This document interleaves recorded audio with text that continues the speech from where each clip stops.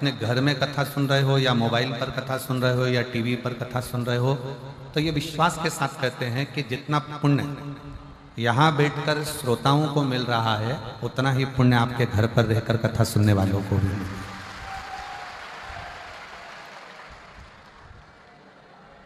बस एक नियम, हम कहीं पर भी शिव महापुराण में कोई नियम नहीं देते, क्योंकि आप स्वयं नियम में रहते हो, नियम से चलते हो और नियम से कार्य करते हो। और क्या देता है मेरा कुबेर भंडारी, क्या देता है मेरा उघड़दानी, क्या देता है मेरा कुबेरेश्वर महादेव, क्या देता है मेरा शिव उघड़नाथ, ये वही जानते। गंगा यमुना सरस्वती का त्रिवेणी का संगम, माँ की गोद में बैठकर ये कथा सुनना, कथा श्रवण करना, और माता की गोद में बैठकर एक आनंद की अनुभूति करना। पर साथ में एक नियम इस शिव महापुराण की कथा से हमको लेना, वो भी बस केवल यही का है।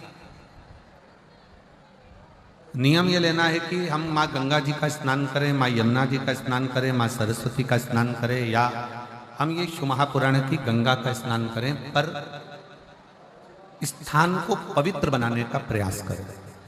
ये नियम हमारे अंदर हो कि हमारे जहां हम कथा सुन रहे हैं या जिस प्रांगण में रह रहे हैं या घाट पर स्नान करने जा रहे हैं या कथा मंडप में पहुंचे हैं, तो वो स्थान पवित्र, उसको स्वच्छ बनाओ, उसको गंदा नहीं बनाना। ना जाने कौन कौन नया नया नियम बना जाता है कि आप तीर्थ में स्नान करने जाओ तो अपने कपड़े छोड़कर आ जाओ। मुझे तो आज तक वो महाराज नहीं मिला जिसने बोला हो कि नहाने जाओ तो अपना तन का कपड़ा घाट पर छोड़कर आओ। आज तक ऐसा महाराज मिलना चाहिए था जो कह देता कि तन में डली हुई सोने की चेन घाट पर छोड़ के आओ तो बात चल जाता, पर कपड़ा छोड़ना कहाँ से। घाट पर लोग स्नान करने जाते हैं, इतने सारे तन के कपड़े छोड़ जाते हैं, इतने सारे वस्त्र छोड़ जाते हैं। जो नहाने जाता है वो आपके वस्त्र को लांग कर जाता है। अब उस व्यक्ति को यह नहीं मालूम कि अपने तन का कपड़ा, अपने तन का वस्त्र क्यों। आप लोगों को मालूम होगा कि आप अपने घर में वस्त्र सुखाते हो तो उस वस्त्र को तार पर डालते हो, डोरी पर डालते हो, किसी क्यारी पर डाल देते हो, पर उसको जमीन पर नहीं डालते, क्योंकि हमारे कपड़े अगर कोई लांग कर जाएगा तो बीमारियां हमको घेरती जाएगी। किसको बीमारियां घेरेगी? जो लांगा है उसको नहीं, जिसका वस्त्र है उसको।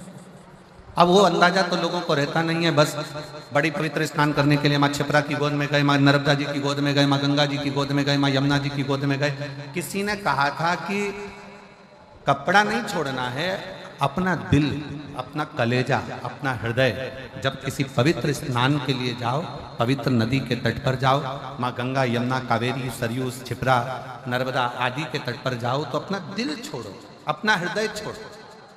अपनी विसंगतियां, जैसे कुछ गलत बोलते हो, गलत विचार रखते हो, अपशब्द कहते हो, ताना देते हो, गालियां देते हो, आड़ा टेढ़ा बोलते हो, वो छोड़ो। पर लोग वो तो नहीं छोड़ पाए, मालूम पड़ा कि उन्होंने अपने कपड़े छोड़ दिए। और जो कपड़ा तुम छोड़ने के लिए आते हो ना, ईमानदारी की बात है, अपने घर से लेके ही ऐसा चलते हो कि इसको मुझे छोड़ना है, जो किसी काम का नहीं है, जो किसी काम का ही नहीं है।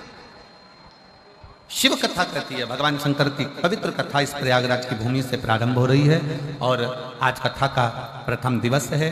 कथा थोड़ी लेट हुई है, जिसमें हमारे संगीत वाले तो अभी तक यहाँ नहीं पहुँच पाए हैं। और एक और बहुत अच्छा लगा, संगीत वालों की जगह तुमने साथ दे दिया, आप लोगों ने साथ। और बहुत अच्छा लगा कि संगीत वाले नहीं आए तो कम से कम आपकी ताली और आपकी आवाज, क्या बोल्ड तरह से बोले हो, नजर उतार वाले ना आपको, क्या जोरदार है। धन्य है बाबा जी, ये पक्के भक्त हैं। और ये एक ही बात पूछते पूछते हैं, सतुआ बाबा शिविर का, सतुआ बाबा शिविर का, सतुआ बाबा शिविर का। और बहुत प्रेम से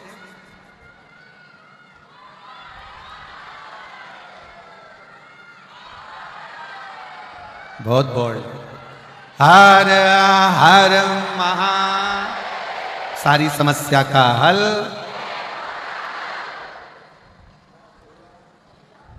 एक लोटा जल।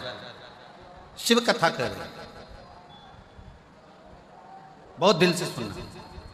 प्रयागराज की भूमि है, पहला दिन भले लेट हो गया पर कल से लेट नहीं होगा। कल से कथा 1 बजे से 4 बजे तक ही। और अब तो संगीत वाले भी अगर 2-4 दिन अटके रहे तो अटके रहे, तो तुम हो, अभी कोई टेंशन नहीं। बहुत दिल से सुनना। कथा सुनने के लिए आप कहीं किसी अन्य जगह पर नहीं गए हो। कथा सुनने के लिए जैसे काशी की कथा सुनी थी तो मेरे बाबा विश्वनाथ भोलेनाथ की गोद में बैठकर अपने बाप के घर में सुनी थी, और अब की बार जो कथा सुन रहे हो वो अपनी माँ की गोद में बैठकर सुन रहे हो। और बाप और माँ का लाड़ प्यार क्या होता है मालूम है आपको? माता और पिता का लाड़ प्यार क्या है? पिता की गोद में बैठकर कथा सुनी तो कितनी शीतलता थी, थोड़ी ठंडकता थी, खूब आनंद था।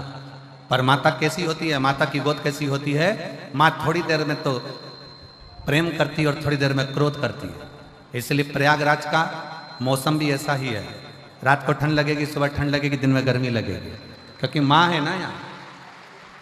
माता का भाव ही ऐसा होता है, थोड़ी देर में नम्रता है, थोड़ी देर में प्रेम करेगी, थोड़ी देर में क्रोध करेगी। कहाँ गया था, कहाँ चले गया था, क्यों गया था, इधर आओ, आओ बैठो, कहाँ गए थे। तो बस आप ये सोचकर कथा सुनो कि मेरी माँ के पास में बैठकर कथा सुन रहे हो। कथा का लाभ। और जिस कामना से आप कथा श्रवण करने के लिए आए, जिस भाव से आए हो, जिस दिल से आए हो, जिस हृदय से आए, केवल मां गंगा का जल भरकर नहीं ले जाओगे आप।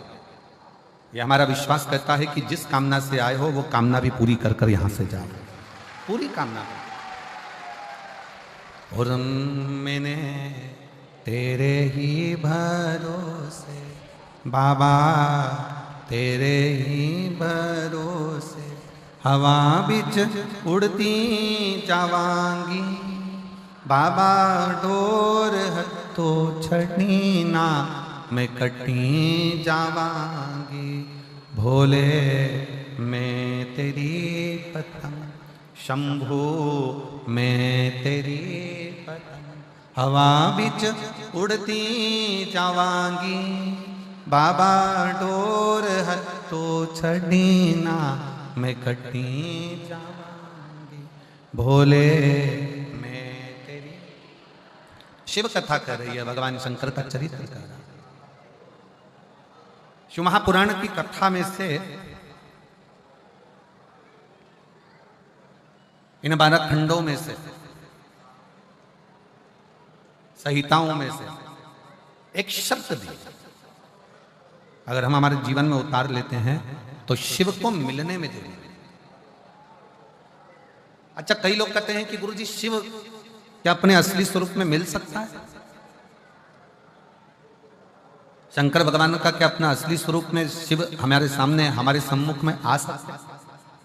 मेरा देवादिदेव महादेव आपके सामने असली स्वरूप में भी आ सकता है, मना नहीं। और आज का जो युग है ना, ये बड़ा विचित्र युग है। आज का जो समय है ये बड़ा विचित्र समय है। इस समय में आप शंकर भगवान को पहचान नहीं पाओगे। अगर असली स्वरूप में भी आ गए तो आप जान नहीं सकते।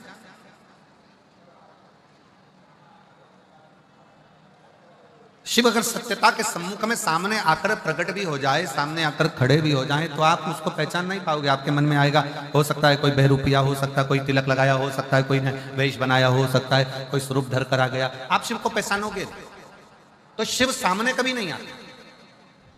आप सबके स्मरण में होगा, एक बार लंका का राजा रावण भगवान शंकर को ढूंढने के लिए निकला। और लंका का राजा रावण जब भगवान शिव को ढूंढने के लिए निकलता है, ढूंढते ढूंढते लंका का राजा रावण थक जाता है, थक गया और थककर चूर होकर बैठ गया।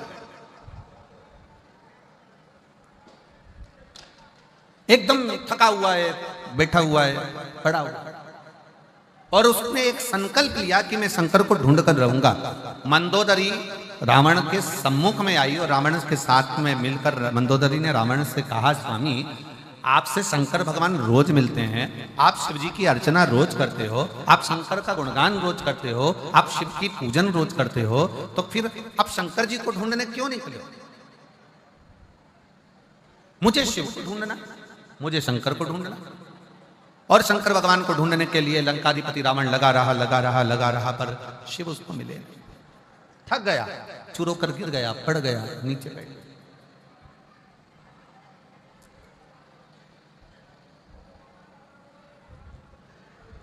भगवान शिव को लगा मेरा भक्त है, मेरा भजन करने वाला है, मेरा स्मरण करने वाला।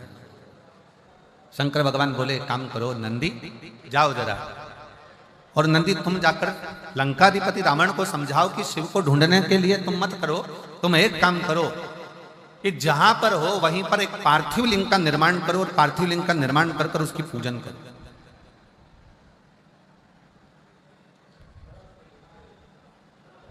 मुझे ना ढूंढा जाए, पार्थिव लिंग का निर्माण करे, पार्थिव लिंग का पूजन करे, और पार्थिव लिंग का पूजन कर कर वो मुझे वहीं पर प्रकट कर सकता है। पर रावण कह रहा है कि मैं शिव को ढूंढने के लिए निकला हूं, पार्थिव लिंग का पूजन नहीं, स्वयं शंकर को अपने साथ में लेकर मैं लंका तक जाऊंगा, लंका तक पहुंचूंगा, मैं लंका तक जाऊंगा, लंका तक पहुंचूंगा। मैं पार्थिव लिंग का पूजन करने के लिए रोज करता हूं, मना नहीं, पर मैं पार्थिव पूजन आज शिव को ढूंढने के लिए नहीं। और रावण ढूंढते ढूंढते ढूंढते ढूंढते थक गया, पर शिव नहीं, शंकर नहीं। तब मंदोदरी ने रावण के हाथ का स्पर्श कराकर थोड़ी सी बालू मंदोदरी लेकर जाती है, और मंदोदरी उस बालू से शिवलिंग का निर्माण करती है। केवल रावण के हाथ का स्पर्श कर कर बालू मंदोदरी लेकर जाती है, और मंदोदरी ने पार्थिव शिवलिंग का पूजन करा, पार्थिव लिंग का पूजन करा, पार्थिव पूजन करी। और जैसे ही पार्थिव लिंग की पूजन मंदोदरी ने करी, इतनी देर में रावण के सम्मुख में भगवान देवाधिदेव महादेव तुरंत प्रकट हो जाते, स्वयं सामने आकर खड़े हो। अर्थात शिव महापुराण की कथा एक बड़ा सुंदर प्रसंग वर्णन करती है। लंकाधिपति रावण का यह प्रसंग कहता है कि घर का कोई सदस्य, परिवार का कोई सदस्य जब शंकर जी के पार्थिव लिंग का पूजन करता है या भगवान शंकर को एक लोटा जल चढ़ाता है, उसके घर का यदि एक सदस्य भी शिव के मंदिर तक जा रहा है, उसके घर का एक सदस्य भी अगर शंकर के शिवालय तक जा रहा है, तो यह निश्चित है कि परिवार का एक सदस्य भी अगर शंकर का भजन कर रहा है, तो वो एक सदस्य, इसलिए शास्त्र कहता है, उज्जैन का ऋण मुक्तेश्वर मंदिर का दरवाजे पर लिखा है कि शिव महापुराण सुनने वाला, शंकर का स्मरण करने वाला, शंकर को एक लोटा जल चढ़ाने वाला केवल एक पीढ़ी या 7 पीढ़ी को नहीं, 71 पीढ़ी को पार लगा देगा। 71 पीढ़ी को पार लगा। तो आप ये अंदाजे पे ना रहे, परिवार का यदि एक सदस्य भी, परिवार का एक व्यक्ति भी, परिवार का एक सदस्य भी अगर भगवान शंकर के मंदिर जा रहा है, शिवालय तक जा रहा है, देवालय तक जा रहा है। अब आप लोग कथा में आए हो, कहां पर आए हो? जम के बोलो जरा, कहां पर आए हो? जम के प्रयागराज।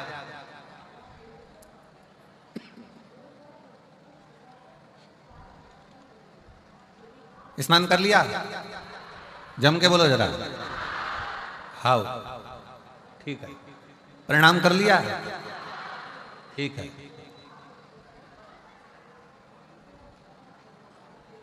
कब जाओगे? 16 के बाद? अच्छा, ठीक है। अब तुम ईमानदारी से बोलो, कथा सुन रहे हो, प्रणाम कर रहे हो, स्नान कर रहे हो, बैग लेकर आए हो, तुम कितना भी प्रयास कर लेना, प्रयाग की थोड़ी ना थोड़ी रज, थोड़ी ना थोड़ी धूल, थोड़ी ना थोड़ी रज, थोड़ी ना थोड़ी जल तुम्हारे उस कपड़े में लगकर, तुम्हारे बैग में लगकर, तुम्हारे शरीर में लगकर तुम्हारे घर तक जरूर जाएगा। अब गया, तुम अकेले आए हो, 2 जनी आए हो, 4 जनी आए हो, जिसके घर से तुम्हारे घर से आए, चलकर जब तुम प्रयागराज की भूमि से, जब प्रयागराज की धरा से जब यहां से जाओगे, तुम्हारे गांव में तुम पैदल चलकर जाओगे, तुम्हारे शरीर की रज उस गांव में गिरेगी, तुम्हारे शरीर की रज, तुम्हारे बैग की रज तुम्हारे घर में गिरेगी, वो रज तुम्हारे शरीर की, तुम्हारे बैग की, तुम्हारे परिवार में कहीं ना कहीं वो गिरेगी, और तुम्हारे दूसरे के शरीर से भी अगर वो लगेगी, तो ये निश्चित है कि 144 वर्ष के बाद पड़ने वाले महाकुंभ का फल भी उसको प्राप्त होगा।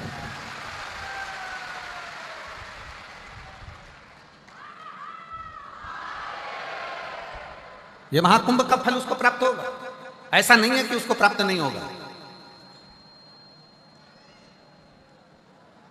कल महाराज जी आपने लेने भेजा केसरी जी को और केसरवानी जी को। केसरवानी जी कल लेने आए और उनके साथ में कोई पवन जी भी थे और एक दो लोग और थे। तो वो आपस में बात कर रहे थे, गुरु जी हम तो गंगा मैया को देख देख के आश्चर्य में पड़े हुए हैं। हमने पूछा क्यों, किस लिए, क्या कारण है? तो कहा महाराज जी एक तो लोगों का बैग, कपड़े, सामान, और ऊपर से लोग यहाँ गंगा नहाकर जा रहे हैं तो साथ में भर के भी ले जा रहे हैं। अब हम रोज जो प्रयाग में रहने वाले हैं वो गंगा जी को रोज देखने के लिए, दर्शन के लिए आते हैं कि मैया कितनी कम हुई, मैया कितनी कम हुई, क्योंकि इतनी करोड़ों जनता, लगभग कल तक का आंकड़ा था कि 50 करोड़ लोग नहाकर जा चुके हैं, स्नान कर जा चुके हैं। जब 50 करोड़ शिव भक्त, भगवान के भक्त स्नान कर सनातनी माँ गंगा का स्नान कर गया होगा, तो 50 करोड़ में से कम 30 करोड़ तो भर के ले गया होगा।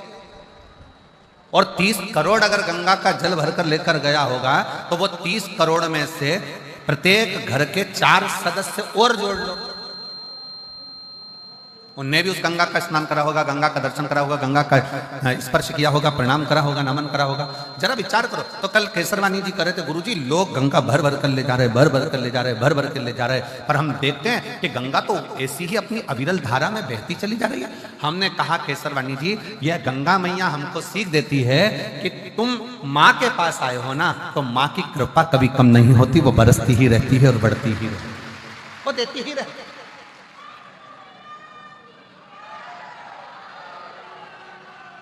वो देती रहती है, उसके देने में कोई कमी नहीं आती। संसार के लोगों के देने में कमी आ सकती है, पर गंगा मैया के देने में, भगवान के देने में बस एक बात मां कहती है कि मेरी गोद में तुम अगर बैठे हो, मेरी गोद में अगर हो, तो मेरी गोद को तुम लांछित ना करना।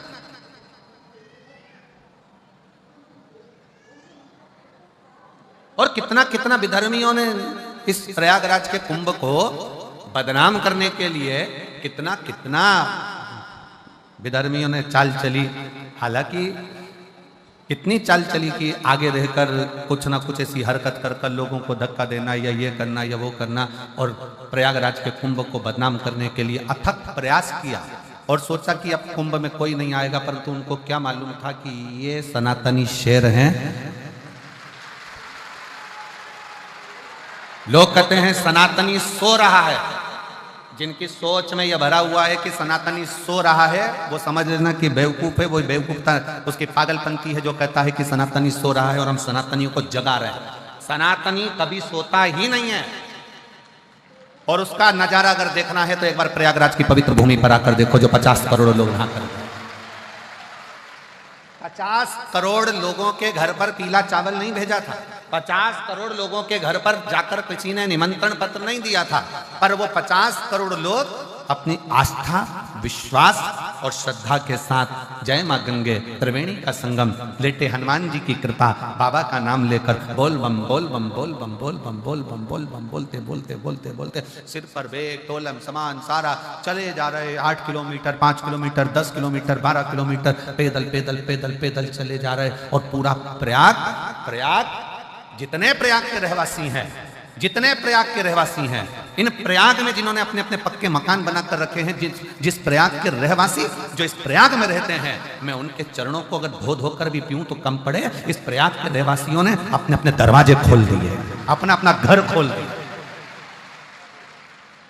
प्रयाग के रहवासियों के छोटे छोटे झोपड़े, छोटे छोटे मकान उन्होंने खोल दिए। हमको कल कोई बता रहा था कि प्रयाग की एक महाराज जी, एक प्रयाग का कोई विश्वकर्मा परिवार का एक छोटा सा 3 का मकान है, जिसमें उसके बच्चे रहते हैं, 4 बहुएं रहती हैं, परिवार रहता है। और उस विश्वकर्मा परिवार ने अपना घर खोला और उसके घर में वो विश्वकर्मा परिवार का पति, बहू, बेटा, बच्चे दूसरे के घर में जाकर सोए। और सनातन धर्म के जो शिव भक्त आए हैं, मां गंगा के घाट पर उनको अपना घर दे दिया। और हमने पूछा उस व्यक्ति से कि तुम विश्वकर्मा जी क्या रुके, तो उन्होंने तुमसे रुकने का पैसा लिया होगा, उन्होंने धन लिया होगा? नहीं महाराज जी, उसने 1 रुपया नहीं लिया, और अठन्नी भी उस विश्वकर्मा परिवार ने नहीं ली, बल्कि उसकी बहुओं ने 3 दिन तक 4 दिन तक, जो हम फंसे थे तो हमको 4 दिन तक विश्वकर्मा परिवार ने भोजन बना बना कर खिलाया और हमसे 1 रुपया नहीं लिया। ऐसे शुभ भक्त इस प्रयाग की धरा पर, ऐसे भक्त भरे पड़े हैं प्रयागराज में। लोग कहते हैं संत प्रयाग में आते हैं, साधु प्रयाग में आते हैं, तपस्वी प्रयाग में आते हैं, साधक प्रयाग में आते हैं। आज मेरी व्यासपीठ प्रयाग में रहने वाले एक गरीब से लेकर अमीर तक के व्यक्ति को नमन करती है कि प्रयाग में संत बाद में आते हैं, पर प्रयाग के लोग भी किसी संत और साधु से कम नहीं है, किसी तपस्वी से प्रयाग के रहने वाले लोग कम नहीं है, ये साधकों से कम नहीं है, जो रहकर आए हुए शिव भक्तों की सेवा में लगे हुए। सेवा का, साधका, घर का अगर एक सदस्य, क्या देवराज नाम के ब्राह्मण का चरित्र करा है, देवराज ब्राह्मण की कथा कथी है कि देवराज ब्राह्मण कुल में जन्म लेने के बाद भी ब्राह्मण तत्व को धारण नहीं कर पाया और ब्राह्मण कर्म नहीं कर पाया।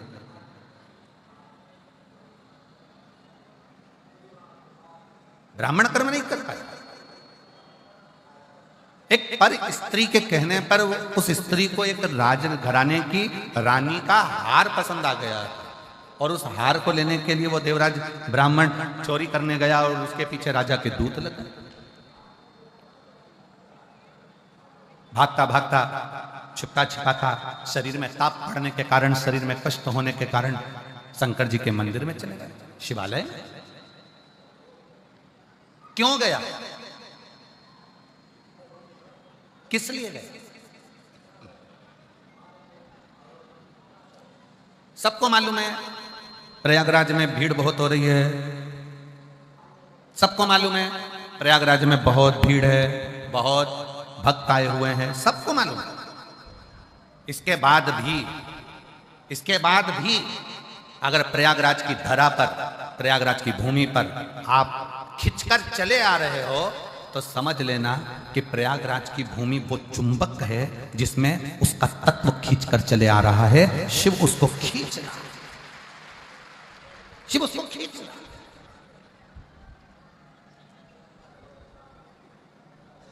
अब इतना बड़ा प्रयाग, और इतने बड़े प्रयाग में 21 नंबर सेक्टर ढूंढना, पीपा पुल नंबर 1 ढूंढना, सतुआ बाबा का शिविर ढूंढना महाराज जी, और इतने बड़े प्रयाग में ढूंढते ढूंढते ढूंढते ढूंढते, और तुम सब सतुआ बाबा शिविर को ढूंढते ढूंढते ढूंढते तुम यहाँ पहुंच जाना। हमको तो विश्वास नहीं था, हमको तो लग रहा था कहीं ना कहीं ट्रैफिक में फंसे होंगे, कोई कहीं फंसा होगा, कोई कहीं होगा। जब संगीत वाले यहाँ तक नहीं पहुंचे तो श्रोता कहाँ से पहुंच जाएंगे? अच्छा, बाबा जी कह रहे संगीत वाले भी 10 मिनट में पहुंच जाएंगे। अब श्रोता जरा विचार करो, जब संगीत वालों को आने में टाइम हो गया तो श्रोता कैसे पहुंच सकते हैं? पर समझ में आया ये ओरिजिनल, ये ओरिजिनल।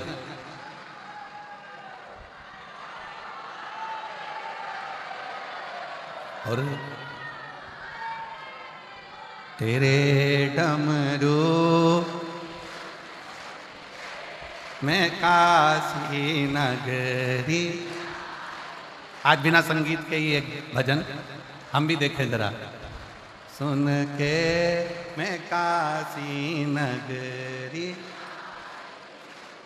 मैं काशी नगर, ये भी इतिहास रहेगा हो प्रयागराज का।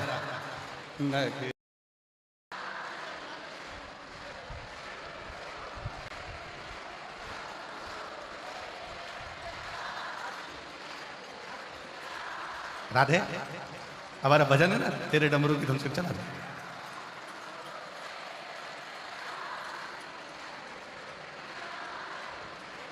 सुना है हमने ओ भोले तेरी काशी में गंगा है, सुना है हमने ओ भोले तेरी काशी, उसी गंगा को नहाने को मैं काशी नगरी आई हूँ, उसी गंगा को नहाने को मैं काशी नगर। मेरे भोले ओ बम भोले रेंदर रेंदर नगरिया सुनाए हमने ओ तेरी काशी में मुक्ति है सुनाए हमने। धन्य है शिव भक्तो धन्य है। सुनाए हमने ओ भोले तेरी काशी में मुक्ति है सुनाए हम।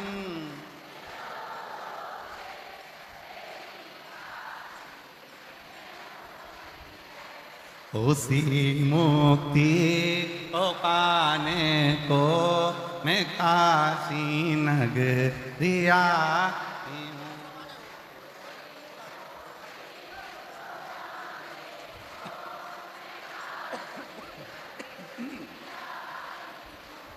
मेरे भोले ओ बम भोले मैं काशी सुना है हमने ओ भोले तेरी काशी में गौरा है सुना है हम।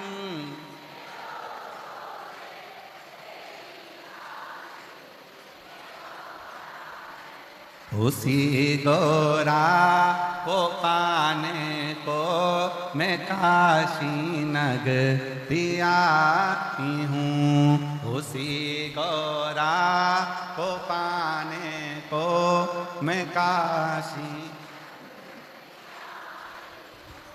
मेरे भोले ओ बम भोले मैं काशी नगरी मेरे भोले ओ बम भोले मैं काशी नगर हर हर महा। अपने स्थान पर बैठकर भगवान से अपने हृदय की बात बड़े भाव से दिल से माँ त्रिवेणी का संगम प्रयागराज की भूमि और माँ गंगा के इस पवित्र त्रिवेणी संगम पर शिव महापुराण के अंतर्गत दिल से प्रार्थना करिए। ऐसा कुंभ महाकुंभ का ये पवित्र अवसर है। अपने दिल से बाबा को प्रार्थना करेंगे। जहां जगह मिले वहां बैठकर भाव से बाबा को निवेदन करें।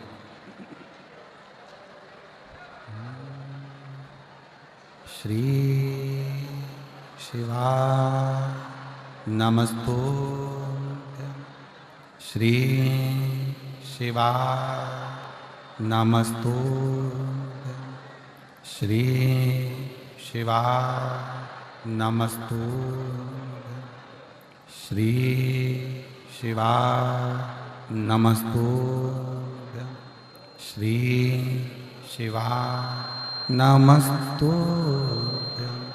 भोला सब दुख काटो म्हारा ओ भोला सब दुख काटो।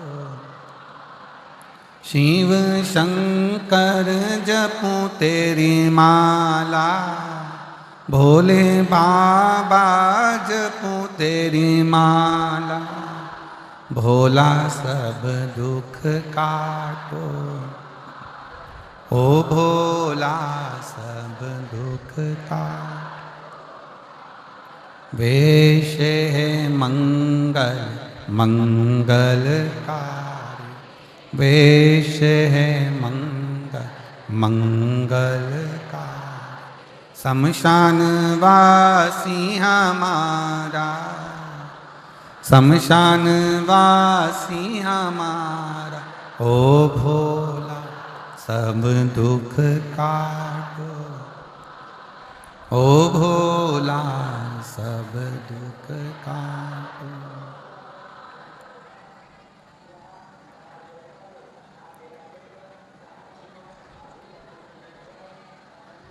भगवान देवादिदेव महादेव भगवान शिव त्रिकालदर्शी शंकर भगवान की कथा कर। देवराज ब्राह्मण होकर ब्राह्मण कर्म से वंचित रहा है। इस स्त्री के कहने पर, एक नारी के कहने पर, और वो स्त्री भी उसके घर की नहीं, पर नारी के कहने।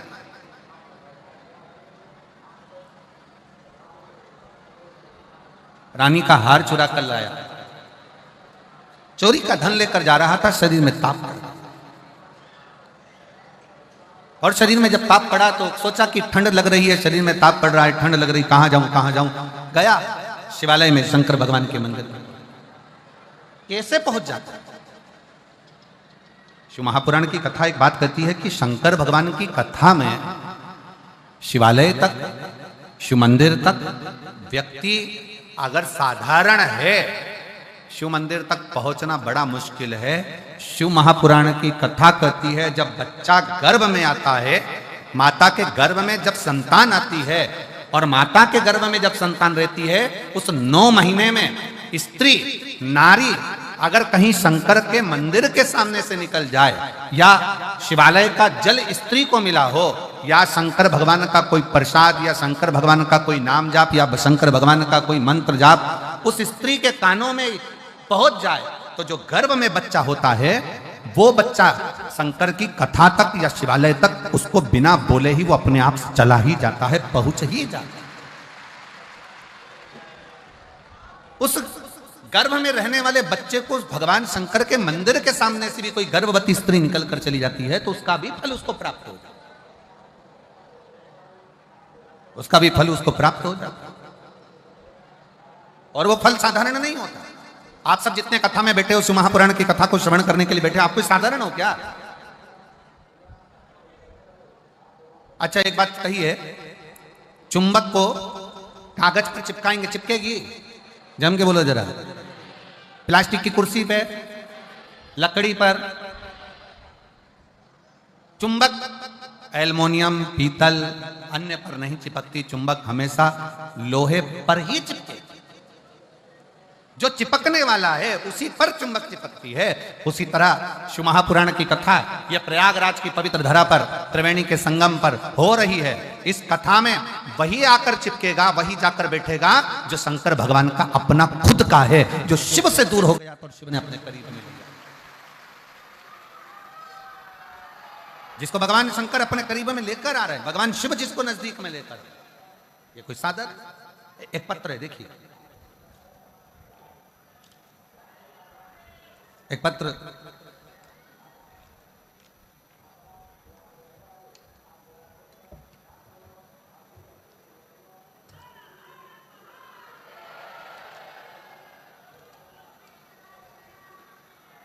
मेरा नाम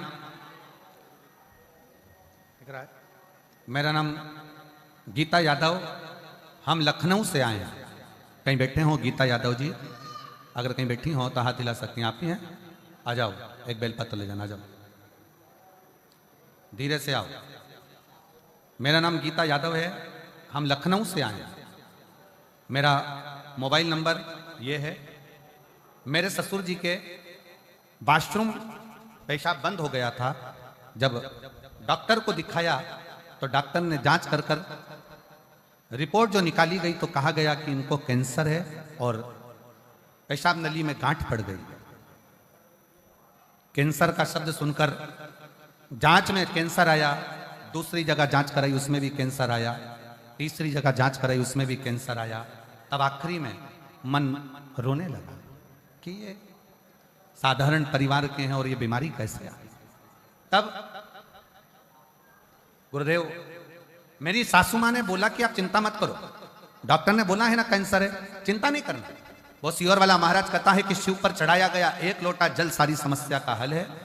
और अगर मन में सोचोगे कि बीमार हो तो बीमार होते चले जाओगे। मन में सोच लिया कैंसर हो गया, कैंसर हो गया, कैंसर हो गया, तो कैंसर बढ़ता चले जाएगा। अब तुम सोचो कि कैंसर है ही नहीं, दवाई खाओ डॉक्टर की, क्योंकि वो सियोर वाला महाराज कहता है कि डॉक्टर शिव का एक रूप होता है। तो डॉक्टर की दवाइयां खाओ, जांचें कराओ। सास कहती है मैं शंकर के मंदिर जाऊंगी, जल चढ़ाकर लाऊंगी। हम बहुएं मंदिर जाने लगी, सास मंदिर जाने लगी, जल चढ़ाकर लाने लगी। उसी समय पर मंदिर से 4 दिन बाद एक महिला कहती है कि मेरे पास सीहोर का रुद्राक्ष रखा है, मैं तुमको देती हूँ। हमें 4 दिन बाद सीहोर का रुद्राक्ष मिल गया। तांबे के कलश में गलाना, शिव जी को जल चढ़ाना, ससुर जी को पिलाना। दूसरी बार डॉक्टर ने कहा था फिर जांच के लिए आना, हमने फिर वापस जांच कराई और जांच कराने पर पता चला कि मेरे ससुर के शरीर में कोई कैंसर नहीं है। हमें विश्वास नहीं हुआ, हमने फिर दूसरी जांच कराई, दूसरी जांच में भी निकला कि शरीर में कोई कैंसर नहीं है। मैं बाबा को यहाँ धन्यवाद देने के लिए आई हूँ। मैं सतुआ बाबा जी आपको प्रणाम करती हूँ कि हमको इतने नजदीक में लखनऊ के पास में आपने कथा सुनवा दी, उसके लिए साधु था। एक बार जोरदार ताली बजाएं साधु। कहीं बैठी हो तो एक बेलपत्र लेने के लिए श्रीमती गीता यादव लखनऊ से आप आ सकती हैं। लखनऊ से एक पत्र और है, बड़ा सुंदर है, देखिए।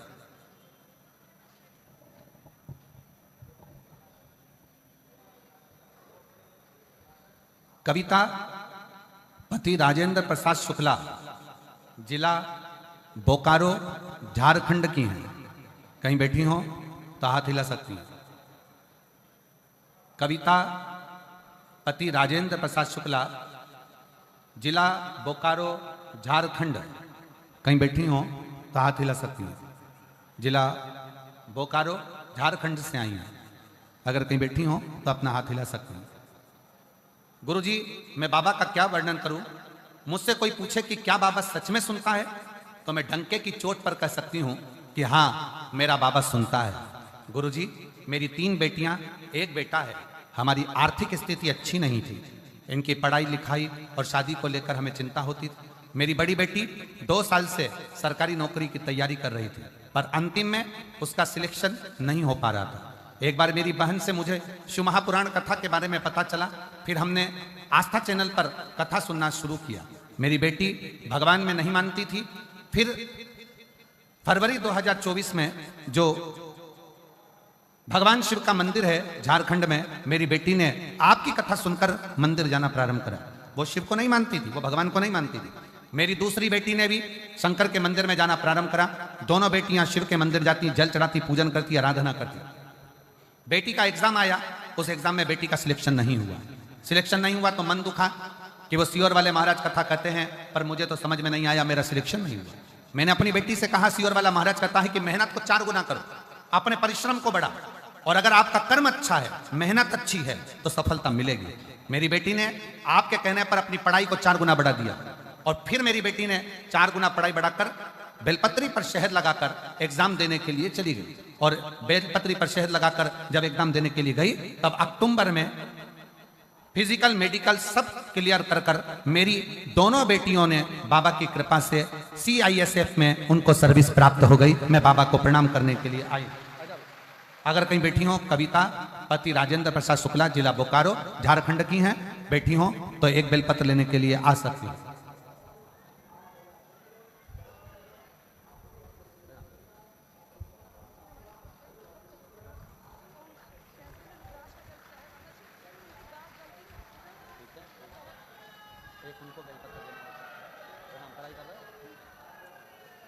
दीदी कह रही हैं मेरे ससुर की तबीयत इतनी ज़्यादा खराब थी कि डॉक्टर ने जवाब दे दिया था, और फिर हमने शिव के मंदिर का जल लाकर चढ़ाना और पिलाना प्रारंभ करा। अब पूर्ण तरह से कैंसर से मुक्त हैं। एक बार जोरदार ताली बजाकर साथ।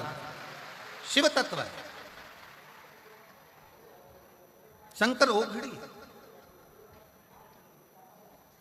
आप आए हो ना कथा में, शिव महापुराण की कथा श्रवण करने के लिए आए हो, साधारण नहीं। यहां 1 महीने का कल्पवास करने के लिए कल्पवासी आते हैं। आपको मालूम है कि नहीं मालूम? जम के तो बोलो। 1 महीने का कल्पवास करने के लिए कल्पवासी आते हैं, और 1 महीना पूरा कल्पवास माघ महीने का करते हैं और चले जाते हैं। ये केवल महाकुंभ से नहीं, प्रति वर्ष आते हैं। हर वर्ष प्रति वर्ष कल्पवास करने के लिए कल्पवासी आते हैं, 1 महीना रुकते हैं, फिर जाते हैं। पर अब की बार मेरे बाबा ने इतनी कृपा करी कि कल्पवास के तो मेरे बाबा ने ऐसी करुणा कर दी कि 7 दिन शिव महापुराण की कथा देकर आपको भी कल्पवासी बनाया। 10 तारीख से 16 तारीख तक बाबा ने ऐसी कृपा कर दी कि मां गंगा की गोद में रहना, शिव महापुराण की कथा सुनना, मान भिक्षा का पान करना, मांग भिक्षा का पान करना, गंगा का स्नान करना, त्रिवेणी का स्नान करना, मां गंगा यमुना सरस्वती का आनंद लेना, दर्शन करना और शिव महापुराण की कथा सुनना। 7 दिन हम पूरा 1 महीना कल्पवास नहीं कर सकते, तो प्रयागराज वालों के तो भाग्य खुल गए, कम से कम 7 दिन रहकर ये कल्पवास का सुख प्राप्त हो। शिव नाम, भगवान शंकर की शरणागति, भगवान शंकर का भजन, भगवान शंकर की स्तुति, भगवत नाम और प्रभु का नाम लेना ही मूल है। कल्पवास का मतलब ही क्या है? परमात्मा का भजन करना, नाम लेना, स्मरण करना, उनके नामों का उच्चारण करना, प्रभु नाम में डूबे। और शंभु शरणे मांगू घड़ी रे घड़ी, दुख काटो दया करी ने दर्शन आपो।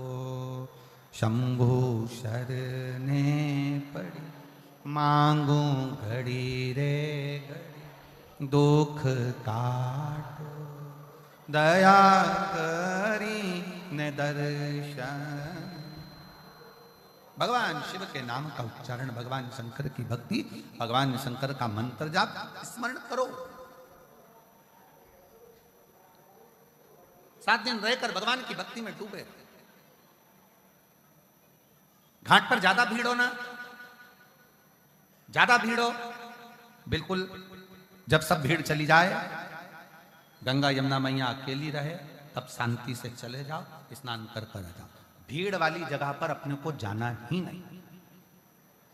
नहा रही हो ना, शिव पुराण की कथा चल रही है, सुन रहे हो ना, पास में गंगा है तो वहां स्नान कर लो, यमुना जी वहां स्नान कर लो, सरस्वती जी वहां स्नान कर लो। कोई जरूरी है कि त्रिवेणी के घाट में जाकर नहाओगे तो ही पूरा पुण्य मिलेगा? पूरा प्रयाग त्रिवेणी है, पूरा प्रयाग त्रिवेणी है, जहां स्नान करते बन जाए वहां पर पूरा प्रयाग।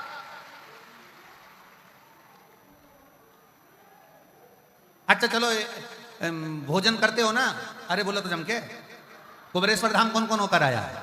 चलो रख लो हाथ नीचे।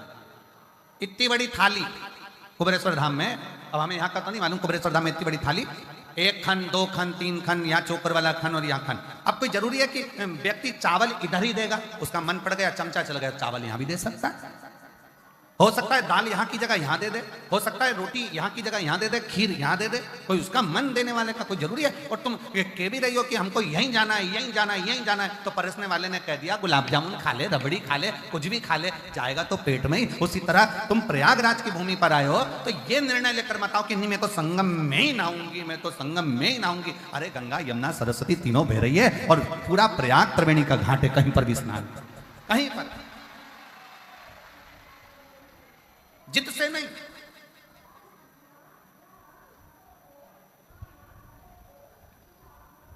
गंगा नहाने का तो एक कितना बड़ा नियम बताया कि किसी को ठोकर देकर भी गंगा नहीं नहाई जाती, मालूम है आपको?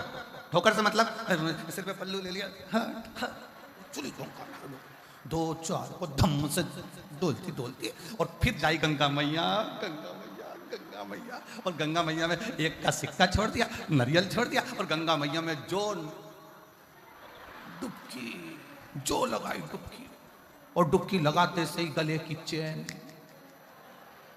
अब अरे गंगा मैया मेरी चैन, गंगा कही तूने भी तो 2 को बेचैन करा था, पूछ गया तू भी 2 को बेचैन करके आई थी, इसलिए हो गए। दिल से स्नान करो, मना नहीं, पर जहां जहां सरलता सहजता। ये 7 दिन भले लोग कहें कि माघी पूर्णिमा 12 तारीख को हो जाएगी कल्पवासी, परंतु हमारे शिव भक्तों के लिए, हमारे शंकर के भक्तों के लिए, शिव तत्व के लिए त्रिवेणी के घाट पर ये 7 दिन का कल्पवास मिला है। इसको आनंद से करो, ये आनंद का मिला, इसको खूब करो, दिल से करो, स्नान आदि भजन कीर्तन पूजन सब करो। नहाओ वहां, कथा सुनो यहाँ, और भोजन सतुआ बाबा शिविर में, सतुआ बाबा शिविर में आओ, लाइन लगाओ, प्रेम से पाओ, सेवा करो, भजन करो, कीर्तन करो।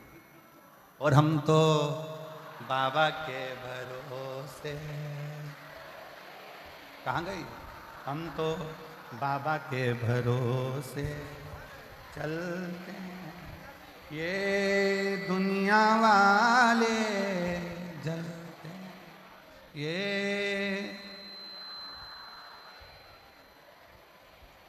हम तो बाबा के भरोसे, हम तो बाबा के।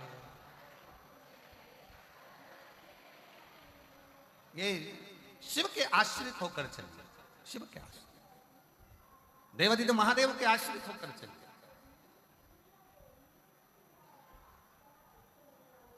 बाबा ने हमको चलना सिखाया, बाबा ने हमको चलना,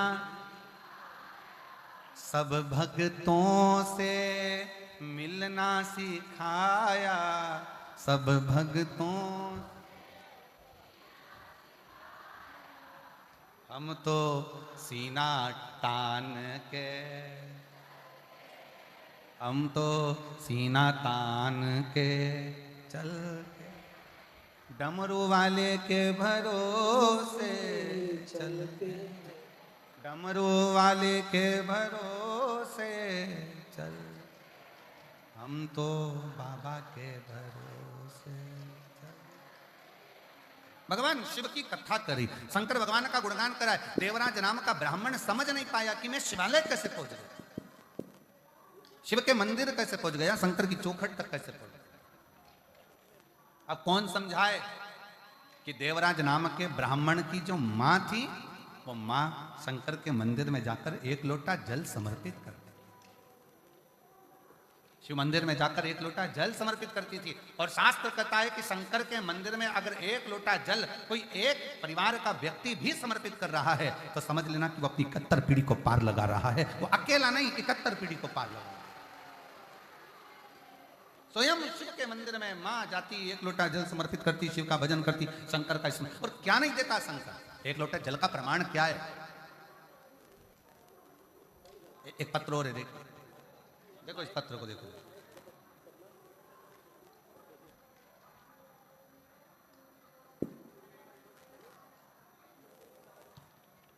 मेरा नाम पूनम त्रिपाठी, पति का नाम अनिल कुमार त्रिपाठी, बैरागी का पूर्वा खागा फतेहपुर की है। कहीं बैठी हो तो हाथ हिलाइएगा।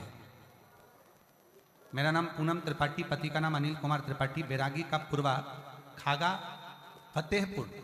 कहीं बैठी हो आ जाइए, बेलपत्र ले जाना, आ जाओ आ जाओ।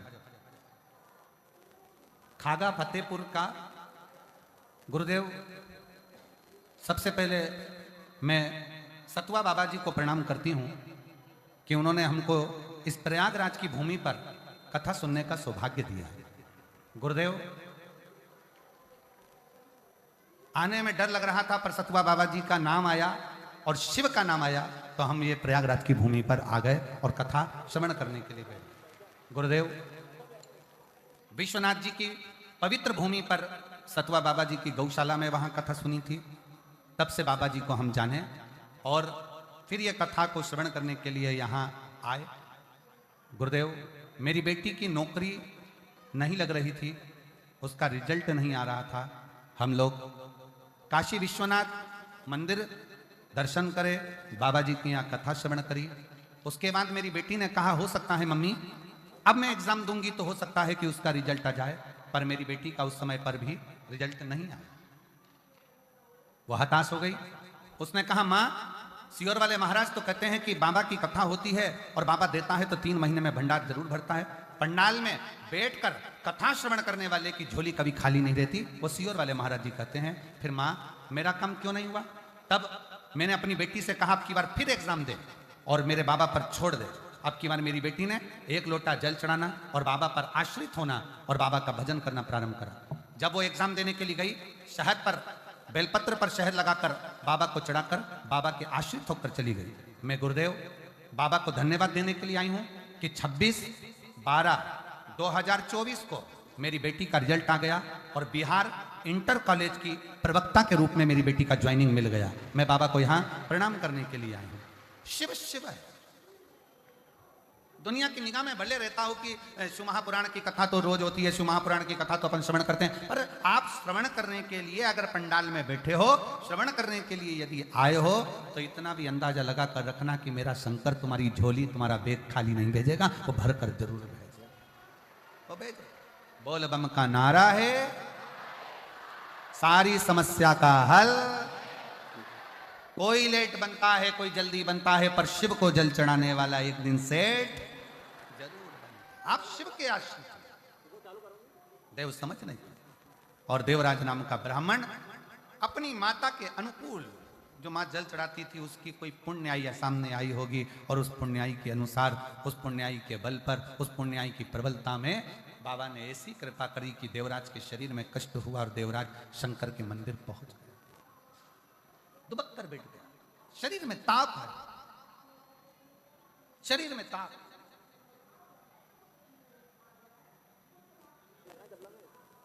और शरीर में जब ताप आया, शरीर में कष्ट आया। जैसे ही शिव महापुराण की कथा चल रही थी, 2 क्षण की शिवपुराण की कथा उसके कानों में, देवराज के कानों में चली गई। और इतने में कथा जाते ही थोड़ी देर बाद महात्मा जी चिल्लाए हर हर। जैसे ही महादेव कहा, देवराज को लगा कि मेरे सर में तो दर्द है, ऊपर से महाराज जी चिल्ला रहे हर हर महादेव, हर हर महादेव, हर हर महादेव। कैसे हो, कैसे हो?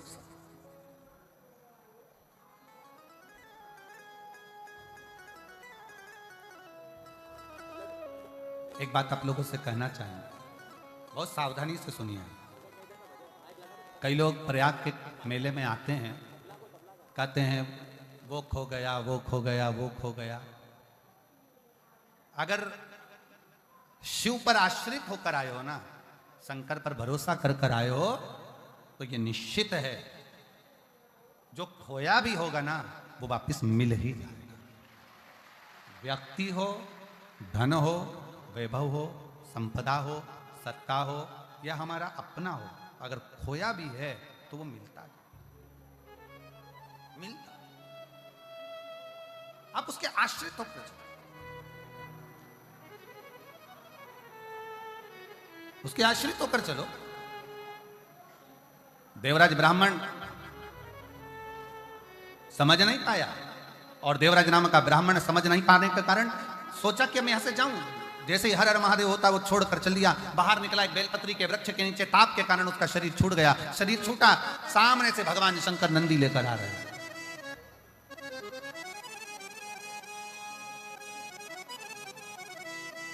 भगवान शिव नंदी को लेकर आ रहे, और भगवान देवाधिदेव महादेव जब नंदी को लेकर पधारे, नंदी को लेकर जैसे ही आए, देवराज नंदी पर बैठा है, शंकर भगवान नंदी को पकड़कर चल रहा है। पूरा 33 कोटि देवता देखकर आश्चर्य कर रहे हैं कि ये क्या हो रहा है। शिव पैदल हैं और देवराज ब्राह्मण नंदी पर, वो जो चोरी कर कर लाया है, जो मदिरा के नशे में रहता है, जो जुए में रमा रहता है, पर स्त्री गमन में लगा रहता है, और वो नंदी पर बैठकर चल, बड़ा आश्चर्य हो, बड़ा आश्चर्य होने लगा। ये कैसे हो सकता है, ये कैसे हो सकता है? आश्चर्यचकित होता है। पूछ लिया देवराज नाम के ब्राह्मण ने भगवान शंकर से कि ये बात बताओ कि मैंने तो पाप किया, मैंने तो चोरी करी, निंदा करी, बुराई करी, मैंने छल करा, परस्त्री गमन करा, मदिरा का पान करा, मांसाहार करा, वैश्यावृत्ति करी, गलत काम करा, जुआ करा, पर मैंने ऐसा कौन सा पुण्य कर दिया जो आप मुझे नंदी पर बिठाकर लेकर जा रहे हो? तब भगवान देवाधिदेव महादेव कहते हैं, अरे देवराज, तूने सबसे बड़ा पुण्य कर लिया कि तू 2 क्षण के लिए शिव महापुराण की कथा तेरे कानों में चली गई, इसलिए तू कैलाश धाम का अधिपति, भगवान शिव तुझे लेने के लिए आए। और तेरे प्राण भी छूटे तो बेलपत्री के वृक्ष के नीचे छूटे, बेलपत्र के वृक्ष धन्य।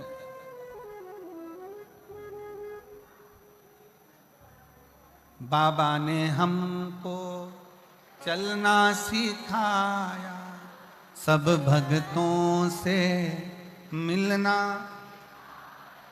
हम तो सीना तान के चलते हैं, हम तो सीना तान के चलते हैं, हम तो बाबा के भरोसे,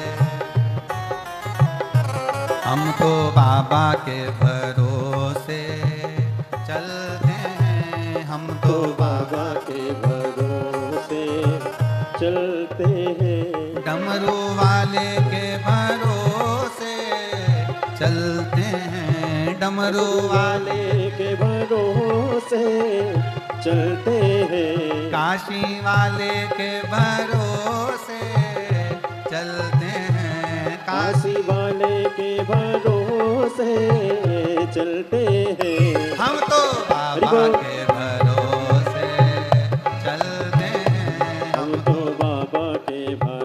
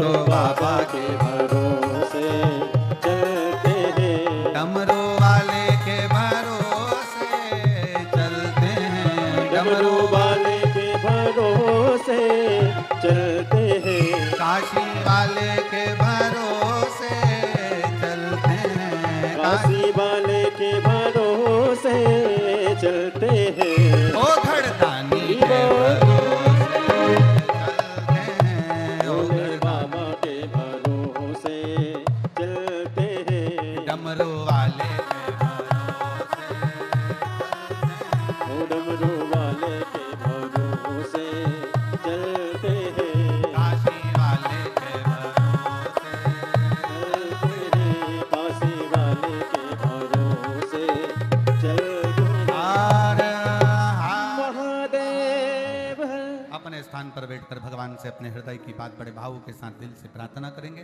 हृदय से कहेंगे। त्रिवेणी का संगम, माँ गंगा यमुना सरस्वती की गोद, श्री हनुमंत लाल जी के पवित्र चरणारविंद का आनंद और शिव महापुराण की कथा में जहां जगह मिले वहां बैठकर दिल से प्रार्थना कर कर बड़े भाव से जाइए, हृदय से कहिए। श्री शिवाय नमस्तु,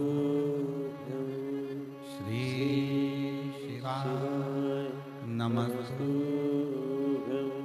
श्री शिवाय नमस्तु, श्री शिवाय नमस्तु, श्री शिवाय नमस्तु। भोला सब दुख काटो मारा, ओ भोला सब दुख काटो मारा, शिव शंकर शंकर जपू तेरी माला, भोले बाबा जपू तेरी माला, भोला सब दुख काटो मारा, ओ भोला सब दुख काटो मारा, वेश है मंगल मंगल मंगलकारी वेश है मंगल मंगलकारी, शमशान वासी हमारा, शमशान वासी हमारा, ओ सब दुख काटो मारा, ओ सब दुख काटो मारा।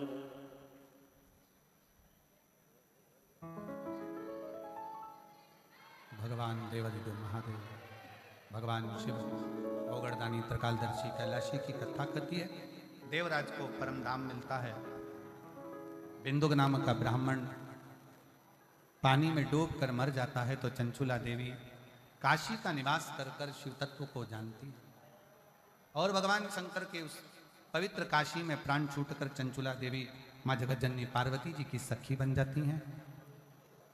तुमरुका जी के मुखाग्रविंद से शिव महापुराण की कथा प्रारंभ होती है और बिंदु उस कथा को श्रवण करे, तुमरुका जी उस कथा को कहें, ईश्वर जी और गोरा जी के रूप में भगवान शिव पार्वती इस कथा के मुख्य यजमान का पद ग्रहण करते। मैं श्री श्याम सुंदर गोयल जी को, मधु जी गोयल जी को, श्री अमित मुदगल जी को, श्री रजनी मुदगल जी को, श्री चतुर्वेदी परिवार को और एक और यजमान परिवार अम्बाला वालों को बहुत बहुत साधुवाद देता हूँ जो इस पवित्र पावन कथा के मुख्य यजमान का पद आपने ग्रहण किया। इस त्रिवेणी के संगम पर आप ना जाने कौन सा परिवार ने पुण्य करा होगा जो ये पवित्र कथा का यजमान पद आपको मिला है और सभी को ये कथा श्रवण करने का सौभाग्य मिला है। आज कथा का प्रथम दिवस है। बड़े प्रेम से आप लोगों ने कथा का रसतत्व ग्रहण किया। आज कथा थोड़ी लेट चालू हुई थी व्यवस्थाओं के चलते, पर कल कथा का समय वही 1 बजे से 4 बजे तक रहेगा। बहुत दिल से सुनो और प्रयाग के सभी श्रोता भाई बहनों से निवेदन है कि समय निकालकर इस पवित्र कथा का आनंद लेकर अपने जीवन को सार्थक बनाओ। प्रयागराज की धरा पर आज तक 7 दिवसीय शिव महापुराण की कथा सुनने को नहीं मिली है, पर यह योग लगा है तो दिल से श्रवण करें और अपने जीवन को सार्थक बनाएं। हर हर आरती के लिए मैं आमंत्रित करूं श्री श्याम सुंदर जी गोयल जी को, श्रीमती मधु जी गोयल जी को, श्री अमित मुदगल जी को, श्रीमती रजनी मुदगल जी को, श्री चतुर्वेदी परिवार जी को और है के यजमान परिवार साथ में आरती में सम्मिलित होंगे और आरती करने के बाद ही सभी लोग अपना स्थान छोड़ेंगे बड़े प्रेम से। जो जहां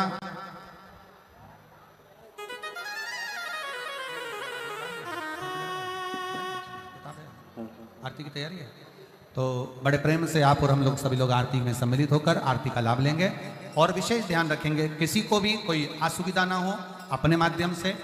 और बहुत आनंद के साथ में कल फिर 1 बजे से 4 बजे तक शिव महापुराण की कथा प्रयागराज की पवित्र धरा पर श्रवण करेंगे। सभी लोग भाव से कथा का रसपान करेंगे और पावन धरा पर कथा अमृत का लाभ लेकर इस महाकुंभ में हम सभी सम्मिलित हुए हैं। 144 वर्ष के बाद में ऐसा योग आया है, पुनः 144 वर्ष के बाद में ऐसा योग आएगा कि ये महाकुंभ पुनः 144 वर्ष के बाद में पड़ेगा। तो निश्चित ही ये हम सभी का परम सौभाग्य है कि आज प्रयागराज की इस पावन धरा पर संगम के घाट पर हम सभी कथामृत का लाभ ले रहे हैं और सतुआ बाबा सेवा शिविर में हम सभी कथामृत का लाभ ले रहे हैं। और ये लाखों का जल समुद्र हम सभी को बता रहा है किस प्रकार से सभी को बेसब्री से इंतजार था प्रयागराज की इस पावन धरा पर। और सभी भक्त यहाँ पर अपना डेरा डालकर बैठे हुए हैं कथा श्रवण करने के लिए। 1 2 3 4 पंडाल पूरे फुल हो चुके हैं। ये देवाधिदेव महादेव की कृपा है, ये करुणा है जो हम सभी को देखने को मिलती है। तो हम सभी ने देखा किस प्रकार से बाबा भोलेनाथ की कृपा सभी जीव पर विद्यमान होती है और आप सभी को ज्ञात है किस प्रकार से निरंतर सतत रूप से ये कथाएं चलती आ रही हैं। पहले छत्तीसगढ़ कोकपुर की पावन धरा पर कथा हो रही थी, लेकिन 10 फरवरी से ही ये कथा पुनः प्रयागराज की इस पावन धरा पर पहुंची और कुबेर भंडारी की ये कथा हम सभी श्रवण करने के लिए पधारे। देखिए हम सभी को समझना चाहिए कि हमारा परिचय क्या होता है। हम सभी को एक छोटी सी लघु कथा के माध्यम से ये जानना चाहिए कि हमारा परिचय क्या है, हम कौन हैं, हम क्या है और भगवान क्या है, ये हम सभी को जानना चाहिए। एक सन्यासी थे जो पूरी दुनिया की यात्रा करके भारत वापस लौटे और एक छोटी सी रियायत में मेहमान बन गए। मेहमान के रूप में थोड़ी दिन वहां पर रुकने का प्रयास करा। उस रियासत के जो राजा थे वे जाकर उन सन्यासी से मिले और सन्यासी से कहने लगे, स्वामी जी एक मेरा प्रश्न है, मैं कई वर्षों से ये प्रश्न निरंतर खोज रहा हूँ, इस प्रश्न का उत्तर मुझे प्राप्त नहीं मिल रहा है। लगभग 20 वर्ष हो चुके हैं, मुझे इस प्रश्न का उत्तर नहीं मिल रहा। स्वामी जी ने कहा निश्चित ही आप में से प्रश्न पूछे, मैं आपको आज इसका उत्तर दूंगा, आप खाली हाथ यहाँ से नहीं लौटेंगे, पूछिए क्या पूछना है। उस राजा ने कहा मैं ईश्वर से मिलना चाहता हूँ और इसके लिए मैं कोई समझाइश नहीं समझूंगा, अपितु समझाने की आप कोशिश मत करना या किसी भी प्रकार का कोई मुझे आश्वासन मत देना, मैं बस सीधा महादेव से भगवान से मिलना चाहता हूं। तो उन सन्यासी ने कहा अभी मिलना चाहते हैं कि थोड़ी देर बाद या थोड़ी देर रुककर मिलना चाहते हैं। तो राजा ने कहा माफ करिए, शायद आप समझे नहीं, मैं परम पिता परमात्मा की बात कर रहा हूं और आप ये नहीं समझे कि मैं ईश्वर से मिलना चाहता हूं, ना कि कोई ईश्वर नाम के किसी व्यक्ति से मिलना चाहता हूं, अपितु परम पिता परमात्मा से मैं सीधे मिलना चाहता हूं। वे आदमी की बात सुनकर स्वामी जी बोले मैं समझ गया, पर मैं ये जानना चाहता हूं कि आप अभी मिलना चाहते हैं या थोड़ी देर बाद मिलना चाहेंगे। जो आप कह रहे हैं मैं समझ गया। उस सन्यासी ने कहा आप मुझे पहले ये बताइए कि आप कौन हैं, क्या धंधा करते हैं, क्या बिजनेस करते हैं या आपका परिचय क्या है, ये आप मुझे बताइए, क्योंकि मैं 24 घंटे परमात्मा से मिलता हूं और सीधे उनसे जवाब सवाल करता हूं, क्योंकि मुझे उन्हें बताना पड़ेगा कि आप कौन हैं या आपका परिचय देना पड़ेगा।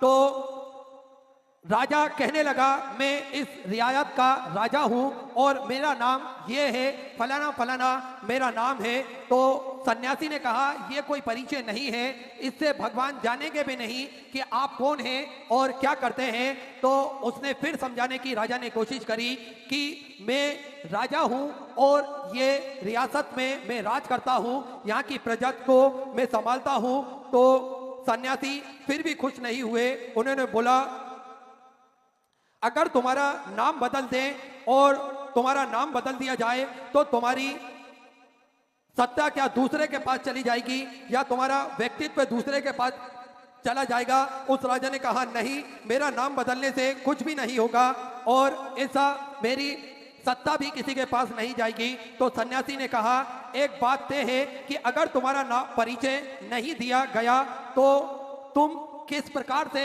भगवान से मिल पाओगे। इस प्रकार की बात चली। तब उस सन्यासी समझ गया कि महात्मा जी मुझसे मेरा स्वयं का परिचय पूछ रहे हैं।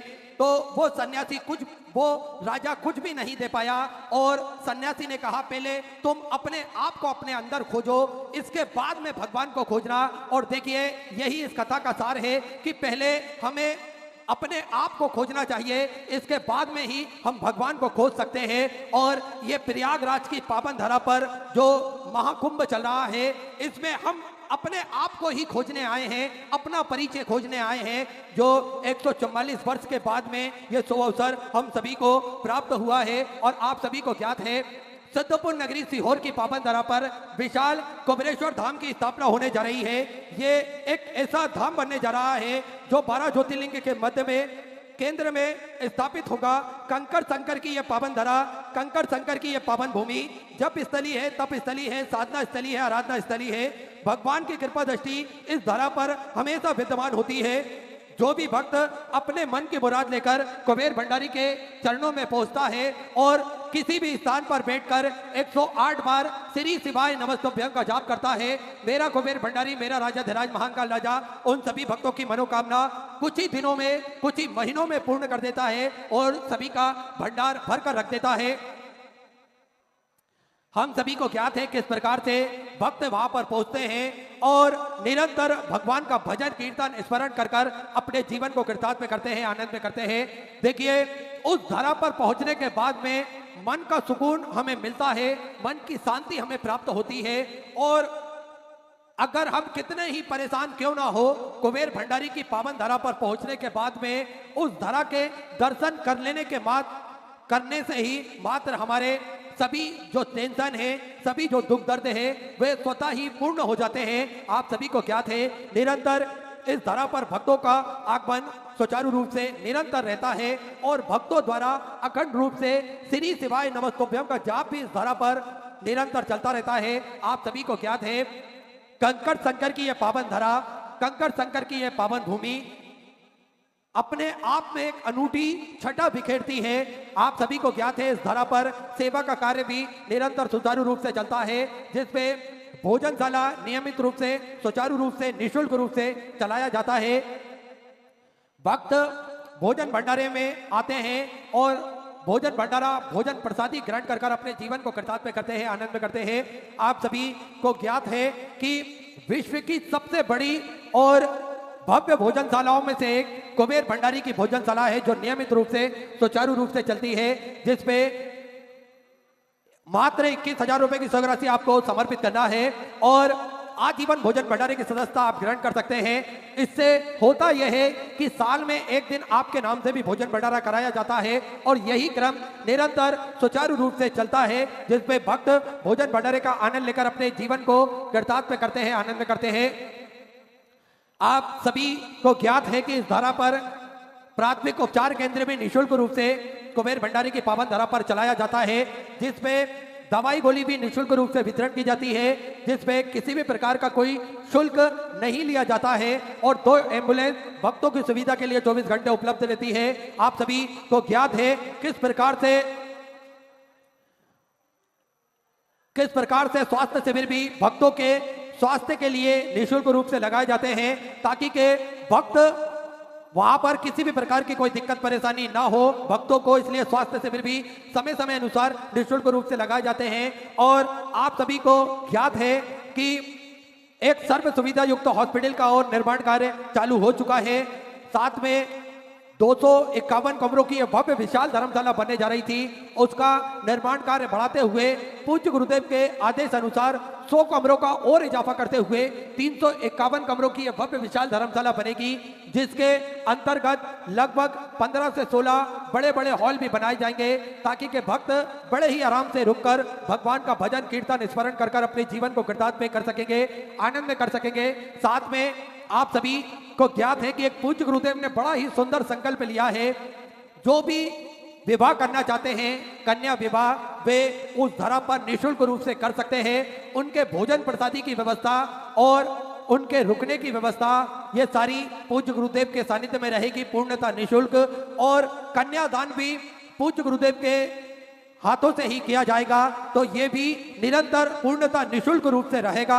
आप सभी को ज्ञात है कि जो गौ माता की सेवा प्रतिदिन सुचारू रूप से चलती है, जिसमें गौ माता की सेवा को सुचारू रूप से करते हुए एक और भव्य गौशाला का निर्माण कार्य प्रारंभ हो चुका है, जिसमें गोवंश बढ़ता है, तो उनको रखने के लिए, उनको संवारने के लिए और पर्याप्त और सुंदर व्यवस्था हो सके, इसलिए एक और भव्य गौशाला का निर्माण कार्य चालू हो चुका है।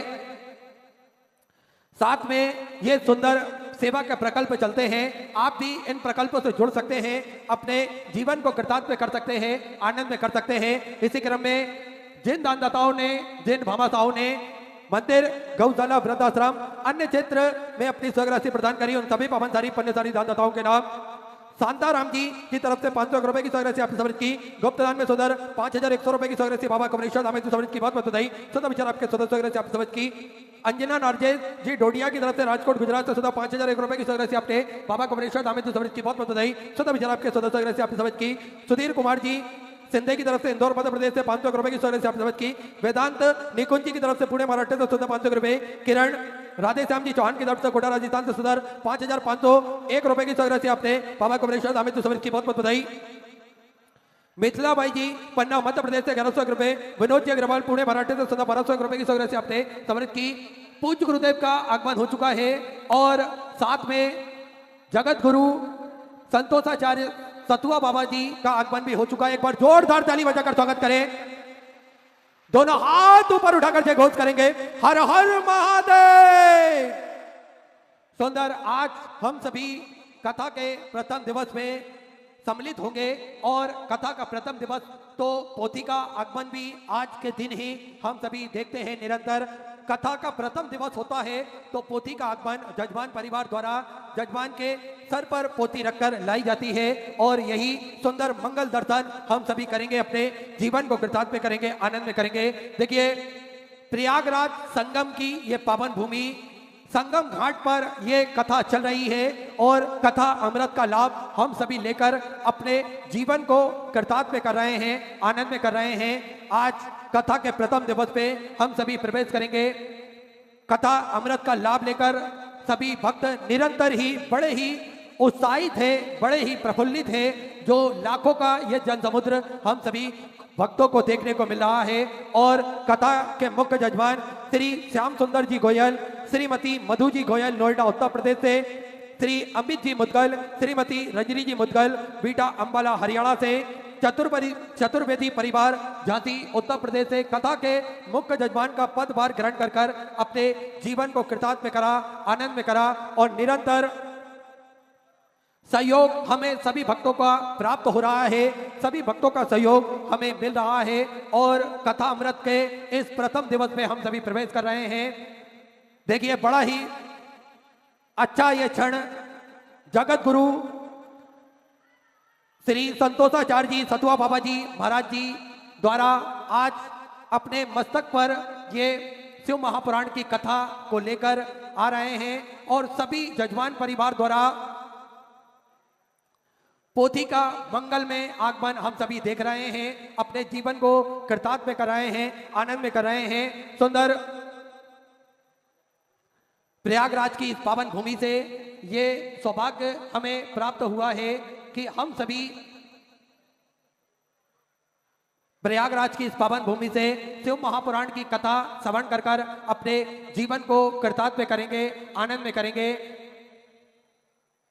सभी जजमान परिवार द्वारा पोथी का मंगल शुभ मंगल आगमन किया जा रहा है और अपने सुंदर भाव को या सभी व्यक्त करते हुए, प्रकट करते हुए कथा अमृत में सभी भक्त जुड़ रहे हैं। आप सभी को ज्ञात है किस प्रकार से ये कथा प्रयागराज की पावन भूमि से आज प्रथम दिवस में प्रारंभ होगी और हम सभी कथा अमृत का लाभ लेकर अपने जीवन को कृतार्थ में करेंगे, आनंद में करेंगे। मैं स्वागत मैं आमंत्रित करना चाहूंगा श्री विष्णु स्वामी संप्रदायचार्य जगत गुरु श्री संतोषाचार्य जी सतुआ बाबा जी महाराज जी हमारे बीच में पधारे हैं। मैं आमंत्रित करूंगा कथा के मुख्य जजमान श्याम सुंदर जी गोयल, श्रीमती मधु जी गोयल बड़े ही आदर और सम्मान से पधारे। पूज्य गुरुजन का स्वागत करें, वंदन करें, अभिनंदन करें। साथ में अमित जी मुदगल, श्रीमती रंजनी जी मुदगल बीटा हम्बाला से आप भी बड़े ही आदर और सम्मान से मंच पर पधारे। और चतुर्वेदी परिवार झांसी उत्तर प्रदेश से आप भी बड़े ही आदर और सम्मान से मंच पर पधारे। साथ में मैं केसरी जी जो हमारे वाराणसी में निरंतर श्री विठले सेवा समिति के सदस्य हैं और निरंतर श्री विठले सेवा समिति को अपना सहयोग, महत्वपूर्ण सहयोग, योगदान प्रदान करते हैं। श्री केसरी जी आप भी बड़े ही आदर और सम्मान से मंच पर पधारे। श्री संजय जी केसरी, श्री संदीप जी केसरी बड़े ही आदर और सम्मान से मंच पर पधारे। और स्वागत, वंदन, अभिनंदन की इस बेला में आप भी सम्मिलित रहें। इसी क्रम में जिन दानदाताओं ने, जिन भामाशाओं ने मंदिर, गौशाला, वृद्धाश्रम, अन्य क्षेत्र बाबा कुबेरेश्वर धाम हेतु अपनी स्वराशि प्रदान करी, उन सभी पवनसारी पन्नेसारी दानदाताओं के नाम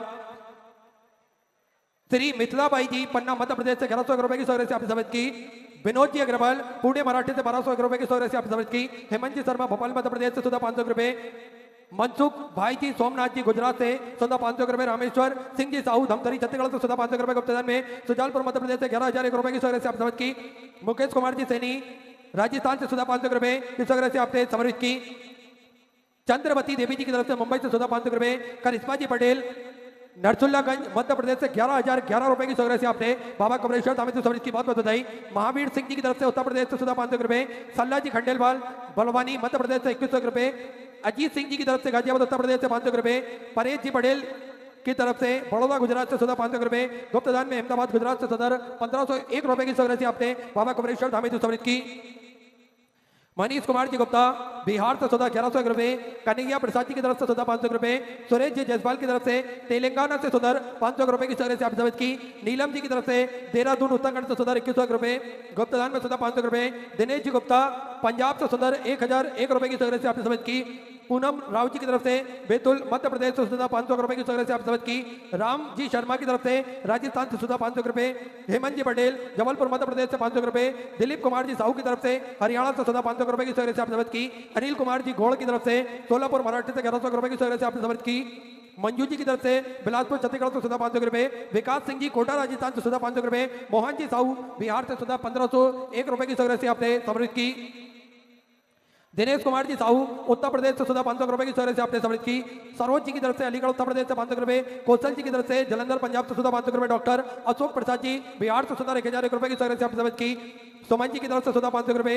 सतीश किशन जी शर्मा की तरफ से अकोला मराठा से 500 रुपए। भगवती जी की तरफ से अलवर राजस्थान से 1100 रुपए। गुप्तदान में 500 रुपए। दीपक जी वर्मा देवास मध्य प्रदेश से 500 रुपए। कैलाश जी की तरफ से चंडीगढ़ पंजाब से 500 रुपए। प्रशांत जी गर्ग की तरफ से तेलंगाना से 500 रुपए। लोकेश जी गर्ग की तरफ से उदयपुर राजस्थान से 500 रुपए। राजेश जी जसवाल की तरफ से बिहार से 500 रुपए की स्वराशि आप समझ की। प्रकाश जी की तरफ से रतलाम मध्य प्रदेश से 1100 रुपए की स्वराशि आपने समझ की। अंशु जी की तरफ से मंडला मध्य प्रदेश से 500 रुपए की स्वराशि आपने समझ की। राजकुमार जी की तरफ से सूरत गुजरात से 2101 रुपए की स्वराशि आपने समझ की। रुक्मणी जी की तरफ से होशंगाबाद मध्य प्रदेश से 1100 रुपए की स्वराशि आपने बाबा कुबेरेश्वर धाम हेतु समझ की, बहुत बहुत बधाई। राजकुमार जी की तरफ से सूरत गुजरात से 2101 रुपए की स्वराशि आपने समझ की। अंशु जी की तरफ से मंडला मध्य प्रदेश से 500 रुपए। रुक्मणी जी की तरफ से होशंगाबाद मध्य प्रदेश से 1100 रुपए। जगदीश जी की तरफ से अमरावती मराठी से 500 रुपए। बसंत जी जगताप की तरफ से नोएडा उत्तर प्रदेश से 500 रुपए की स्वराशि आपने समझ की। मैं निवेदन करना चाहूंगा बड़े ही आदर और सम्मान से हम सभी आशीष वचन श्रवण करेंगे। जगत गुरु श्री संतोषाचार्य जी सतुआ बाबा जी के आशीष वचन हम सभी श्रवण करेंगे। सतुआ बाबा जी के आशीष वचन हम सभी श्रवण कर अपने जीवन को कृतार्थ करेंगे। एक बार जोरदार ताली बजाकर स्वागत करें परम पूज्य जगत गुरु संतोषाचार्य जी श्री सतुआ बाबा जी।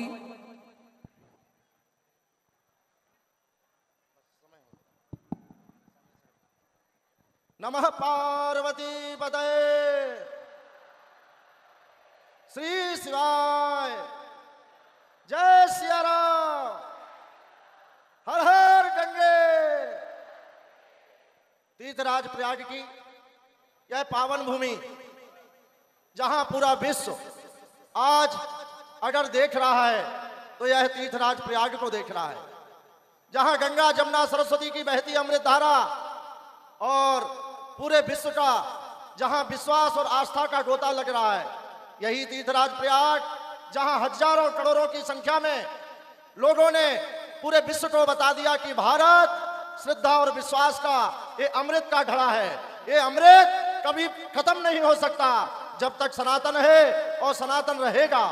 आप देखें, जब से यह कुंभ का आगाज हुआ, तीर्थराज प्रयाग का यह कुंभ जब से आगाज हुआ, काशी विश्वनाथ की नगरी में शिव महापुराण पूज्य व्यास जी के मुखारविंद से शुरू हुआ था।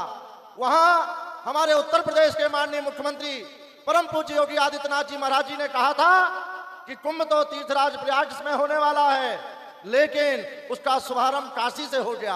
आप देखें, यही शिव भक्तों ने वहां पर श्री शिवाय नमस्तुभ्यम का जाप करते हुए अपनी अमृत साधना के साथ इस कुंभ में गोता लगाया था। आज पूज्य व्यास जी की कृपा से अनेकों लाखों की संख्या में आए हुए श्रद्धालुओं को यह ऐरावत घाट, आप देखें, जहां समुद्र मंथन से अमृत निकला था, आज इसी संगम के गोता में गोता लगाने के लिए करोड़ों लोग तरस रहे हैं, आ रहे हैं। आज उसी पावन तट पर बैठकर हम इस संगम के किनारे शिव महापुराण के बहती हुई गंगा में गोता लगाएंगे। आप देखें, करोड़ों श्रद्धालुओं की आस्था के कारण यह कुंभ पूरा श्रद्धा से पटा हुआ है। तो भी आप देखें कितने जल्दी तत्काल इस कथा की व्यवस्था की गई। आप देखें, आवागमन के रास्तों में भी कितना श्रद्धा और विश्वास का सैलाव भरा पड़ा है। तो भी मुझे लगता है ये आप सबकी साधना का प्रभाव है कि इतनी जल्दी में इस कथा की व्यवस्था हो सकी। आज विलंब हुआ है, मैं इसके लिए क्षमा मांगता हूं, लेकिन कहना चाहता हूं कि जो सनातन और आस्था पर उंगलियां उठा रहे हैं, उनको आके इस कुंभ में देख लेना चाहिए कि हमारे उत्तर प्रदेश के माननीय मुख्यमंत्री जी ने केवल सनातन के कुंभ को नहीं सजाया, इस तीर्थ यात्रा में आने वाले हर व्यक्ति के हृदय में सुंदर व्यवस्था के साथ परिवर्तन किया है। मैं इस पावन मंच से परम पूज्य योगी आदित्यनाथ जी महाराज जी को प्रणाम करते हुए और इस पावन व्यासपीठ के माध्यम से उनको आप सबका जन का सैलाव का आशीर्वाद प्राप्त हो कि उनके नेतृत्व में यह सनातन, जैसे हमारे देश के प्रधानमंत्री जी ने कहा कि यह कुंभ केवल श्रद्धा विश्वास का तो है ही, लेकिन एकता का भी कुंभ है। कुंभ ने हमेशा सबको जोड़ा है, तोड़ा नहीं है। आप देखें, शिव पुराण की पावन कथा में पूज्य व्यास जी हमेशा बताते हैं, एक लोटा जल सारी समस्या का हल। और वह समस्या हमारे पास आती ही नहीं है, क्योंकि हम सब लोग शिव भक्त हैं और कुबेरेश्वर भगवान के पुजारी हैं, बाबा विश्वनाथ के पुजारी हैं।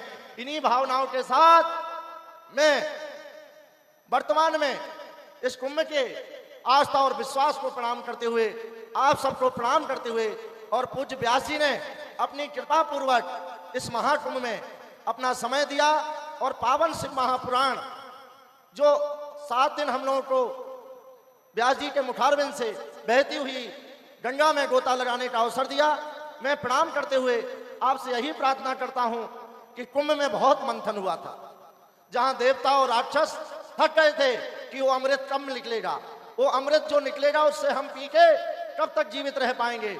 लेकिन मुझे लगता है वह अमृत तो कभी ना कभी जितना निकला था वो खत्म हो सकता था, लेकिन आज इस तीर्थराज प्रयाग में जब से यह मंथन पृथ्वी हुई होगी, जब से यह अक्षय वट भगवान हुए होंगे, बेणी माधव भगवान हुए होंगे,